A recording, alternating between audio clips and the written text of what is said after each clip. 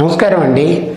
రావణ సంహారం అయిపోయిన తర్వాత రాములు వారు అయోధ్యకు వచ్చి పట్టాభిషిక్తులైన తర్వాత వశిష్ఠ మహర్షి రాములు వారిని చూసి ఇలా పద్యం చెప్పారండి.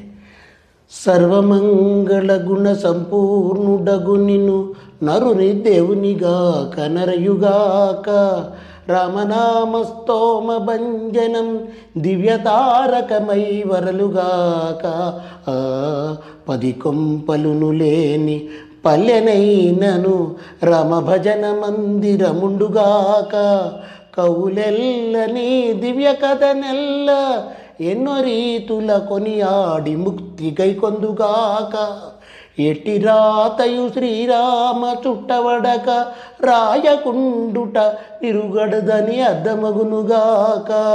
నవ్య గుణధామ జగదభిరామ.